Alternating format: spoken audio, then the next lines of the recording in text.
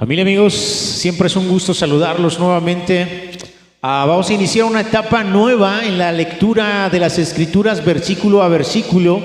Esta nueva etapa será de una carta, de una epístola que también la escribió el apóstol Pablo, pero esta la escribió a las iglesias de una región, a las iglesias de la región de Galacia. Entonces, les voy a pedir de favor que abramos nuestras Biblias en Gálatas capítulo 1 para que podamos empezar a leer versículo a versículo.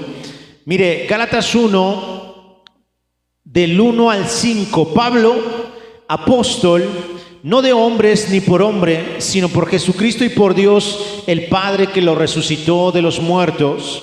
Y todos los hermanos que están conmigo a las iglesias de Galacia, gracia y paz sean a ustedes de Dios el Padre y de nuestro Señor Jesucristo, el cual se dio a sí mismo por nuestros pecados para librarnos del presente siglo malo, conforme a la voluntad de nuestro Dios y Padre, a quien sea la gloria por los siglos de los siglos. Padre, te pedimos en el nombre de Jesús que nos ayudes a entender y a comprender lo que tú inspiraste al apóstol Pablo en esta carta a los Gálatas. Te pedimos también que nos abras el entendimiento, que nos ayudes a comprender tus misterios y tu voluntad en esta carta.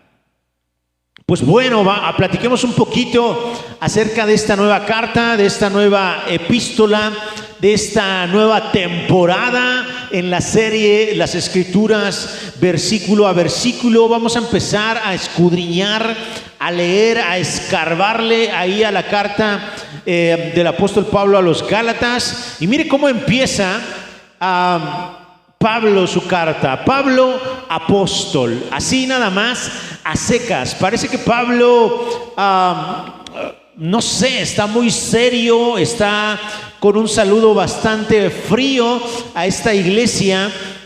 Y empieza simplemente así: Pablo, apóstol, y entre paréntesis, para que no nos quede duda, o para que no le quede duda a las iglesias de allá en Galacia, él dice: no de hombres ni por hombre, sino por Jesucristo y por Dios el Padre que lo resucitó de los muertos. Pablo está de alguna manera defendiendo su ministerio, defendiendo su apostolado. Y es que en un momento más le voy a platicar de algo que estaba pasando en esta región y por la cual Pablo le escribió esta carta a su gente de ahí, de esa región de Galacia. Y bueno, platiquemos un poquito qué hay sobre esta carta. El autor, como ya hemos leído, definitivamente es Pablo. Pablo, el mismo que escribió esa epístola que terminamos, la epístola a los romanos. Y Pablo parece un tanto áspero, un tanto, no sé si decir molesto, al momento de estar escribiendo la epístola a los Gálatas. Y es que si recordamos un poquito, en la epístola a los romanos, Pablo les escribió como con mucha gracia, como con mucho amor, como con mucho entusiasmo, como con ese deseo de aplaudir o de reconocer lo que estaba sucediendo en la iglesia de allá de Roma. Sin embargo, a los Gálatas les habla muy áspero, muy serio, y es que estaba sucediendo algo allá en la región de Galacia. Resulta que recuerde que Pablo, como apóstol, estuvo sembrando varias iglesias. En el libro de los Hechos vemos que en esta región de Asia Menor, Pablo plantó varias iglesias. Y lo que hacía Pablo como apóstol es que los ministraba, dejaba a cargo a ancianos en las iglesias, y entonces, si tenía la oportunidad, regresaba ahí a las iglesias, o mandaba a alguien, o les mandaba cartas. En las cartas simplemente Pablo los saludaba, les ministraba, o trataba algún asunto que él se enteraba que había sucedido en aquellas iglesias. Entonces, resulta que cuando Pablo se va de ahí, de esa región, empezaron a llegar un tipo de personas llamadas, o que las vamos a conocer como judaizantes. ¿Qué pasa con estas personas? Pues bueno, estas personas eran cristianos. Eran gente que habían reconocido a Jesús como su Señor y como su Salvador, pero tenían un error, y ese error consistía en que no se doblegaban ante la revelación que Dios le dio a Pedro. ¿Se acuerda cuando Dios envía a Pedro a la casa de Cornelio? Cornelio, un gentil. Entonces todos los judíos estaban en contra de eso.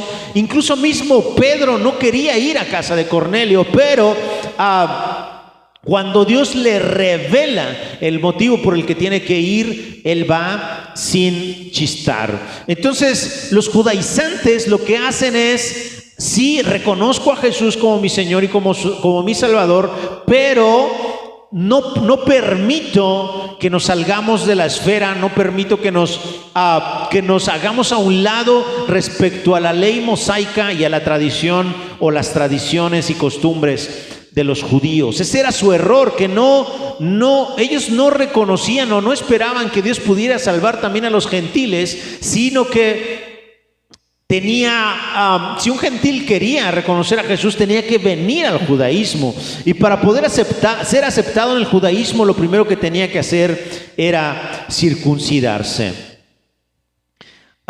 Entonces, mire, esto está sucediendo ahí en la región de Galacia.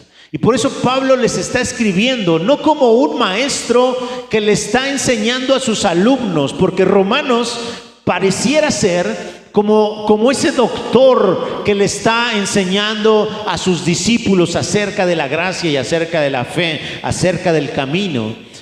Pero Gálatas parece más un asunto de un pastor preocupado por sus ovejas que se encuentran en un inminente peligro. Entonces, Pablo le está escribiendo a estas personas con ese sentir, como el sentir de un pastor que está meramente preocupado por lo que está sucediendo en esa región de Galacia. No sé si usted recuerda, cuando leímos en el libro de los Hechos, en el capítulo 15, se generó un concilio, el famoso concilio allá en Jerusalén, el primer concilio.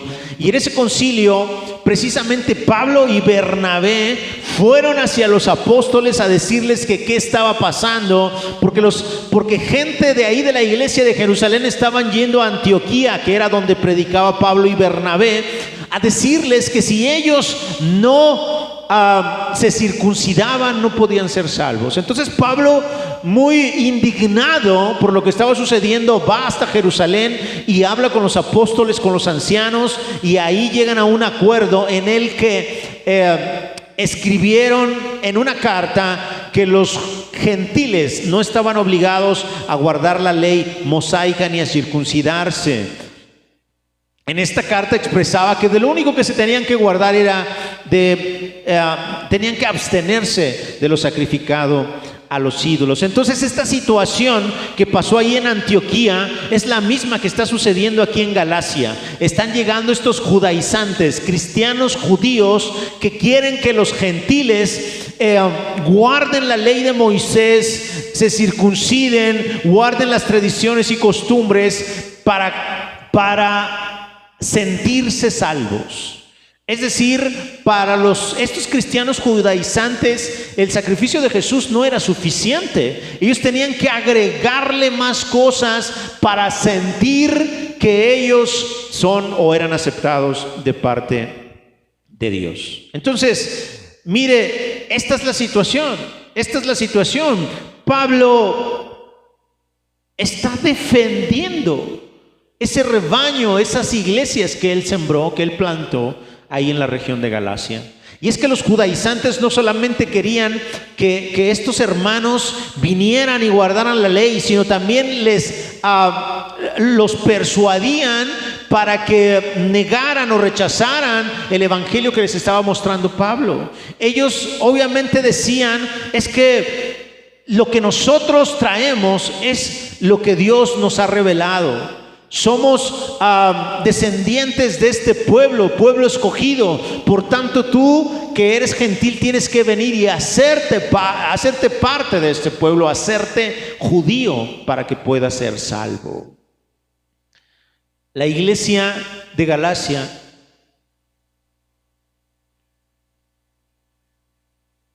se dejó llevar muy fácil por lo que los judaizantes vinieron a decirle. La iglesia de Galacia estuvo, o tal vez dudó, acerca del evangelio que Pablo les estaba enseñando, acerca del evangelio que Pablo les estaba compartiendo. Esto tómelo como una introducción para saber qué está pasando, por qué Pablo le está escribiendo allí a los Gálatas. Vamos a seguir leyendo, mire, versículo número 2. Y todos los hermanos que están conmigo a las iglesias de Galacia, o sea, yo Pablo y todos los hermanos que están conmigo, le estamos escribiendo a las iglesias de Galacia. Entonces entendemos que Galacia no es una iglesia como tal, sino más bien es una región en donde hay varias iglesias. Y a esas iglesias les está escribiendo Pablo. Mire, versículo 3, como que ya respiró Pablo, como que ya le bajó una rayita a cómo está escribiendo, y dice: gracia y paz sea a ustedes de Dios el Padre y de nuestro Señor Jesucristo, el cual se dio a sí mismo por nuestros pecados para librarnos del presente siglo malo, conforme a la voluntad de nuestro Dios y Padre, a quien sea la gloria por los siglos de los siglos. Amén. Versículo 3, 4. Pablo nos describe cuál es el verdadero evangelio. Que Dios, en su infinita misericordia, envió a nuestro Señor Jesucristo, y Él se dio a sí mismo por nuestros pecados para librarnos del presente siglo malo, conforme a la voluntad de nuestro Dios y Padre. Versículo número 6. Estoy maravillado. Otra versión dice horrorizado. Estoy horrorizado de que tan pronto se hayan alejado del que los llamó por la gracia de Cristo para seguir un evangelio diferente. No me cabe en la cabeza cómo es posible que en tan poco tiempo ustedes hayan aceptado un evangelio distinto al que les enseñamos. No es posible que alguien venga a decirles algo y ustedes lo crean así nada más porque sí. Estoy horrorizado de que ni siquiera se cuestionen acerca del mensaje que les están trayendo estas personas. Estoy horrorizado de que ustedes reconozcan o acepten un evangelio diferente. Versículo 7, no que haya otro, sino que hay algunos que los perturban y quieren pervertir el evangelio de Cristo. Porque el evangelio es uno, familia. Solo es uno. Y es ese en el que Dios, demostrando su amor para con la humanidad, dio a su Hijo, a su único, para que muriera por nosotros y nos rescatara, para que Él pagara el precio, recibiera el castigo que nosotros merecíamos y pudiéramos entonces ser salvos, justificados por gracia, como un regalo por medio de la fe. Y es que hay gente que ha usado el evangelio para beneficios propios. Hay gente que ha perturbado el evangelio para obtener ganancias. Hay gente que ha perturbado el evangelio para ganar gente. Pero enseñándoles y mostrándoles un evangelio distinto al que tenemos aquí en las Escrituras. Por eso usted, familia, mi amigo, hermano, lo que tiene que hacer cuando usted escucha de un evangelio que parece bonito, que parece bien expresado, lo que tenemos que hacer, familia, es venir a las Escrituras e identificar si ese evangelio es el verdadero evangelio o es un evangelio que ha sido manipulado y que no le da la gloria a Dios completamente. Porque estos evangelios diferentes de los que habla Pablo no necesariamente son evangelios que suenen así, diferentes. Al contrario, suenan muy similares al verdadero evangelio. Porque los judaizantes llegaron a decirle a la gente: sí, claro que sí, ustedes pueden ser salvos creyendo en el Señor Jesús, pero aparte de creer, tienen que los varones circuncidarse, tienen que guardar las tradiciones, las costumbres, tienen que guardar los rituales que hacemos los judíos para que puedan ser salvos. Como ya lo hemos dicho muchas veces, el verdadero evangelio es aquel en el que la obra de nuestro Señor Jesucristo es suficiente para que podamos recibir la justificación. No tenemos que añadirle absolutamente nada más. No es la ley más la gracia, o la gracia más la ley. No, es la pura gracia, la sola gracia, la gracia y nada más.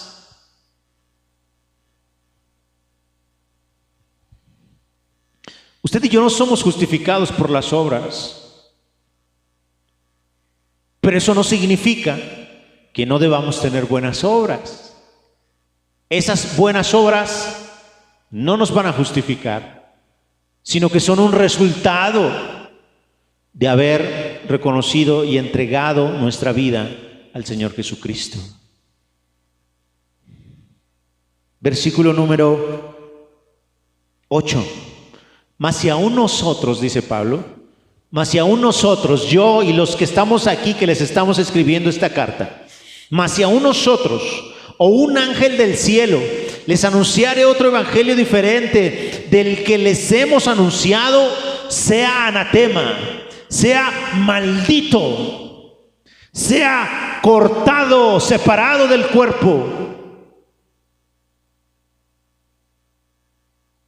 Hay un tema muy serio respecto a lo que está diciendo Pablo. Y es tan serio que Dios permitió que lo tuviéramos aquí presente en las Escrituras para que nosotros no caigamos en lo mismo, familia. Si a un Pablo o un ángel nos anunciara un evangelio diferente, sea anatema, sea maldito, dice Pablo, separado. Versículo 9. Como antes les hemos dicho, también ahora lo repito: si alguno les predica diferente evangelio del que habéis recibido, sea anatema. 2 veces lo está diciendo Pablo, y esto habla de la importancia, de la seriedad que tiene el tema.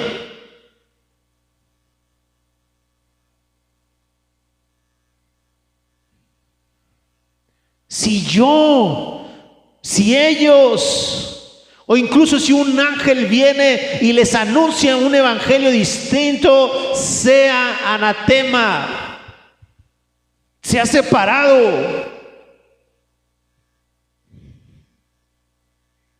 sea maldito.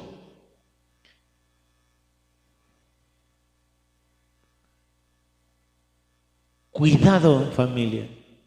Cuidado de abrir el corazón y de abrir el oído a un evangelio que no es el de la gracia redentora del Señor Jesús. Ese evangelio que va en contra de nuestro orgullo, porque a nosotros nos gusta sentir que nos hemos ganado las cosas. Nos gusta sentir que me he ganado el favor de Dios por cómo me comporto, por lo que hago, por aquello de lo que me abstengo. Nos gusta sentir que nos hemos ganado el favor de Dios con nuestros hechos, con nuestras obras, con nuestras actitudes, con nuestra forma de pensar, con nuestra forma de hablar, con nuestra forma de vestir, con las donaciones que hacemos, con la ayuda que damos, con lo bien que nos portamos. Y el evangelio verdadero lo que dice es: nada de eso te sirve para ser justificado. La única forma en que puedes ser justificado es por medio de la gracia.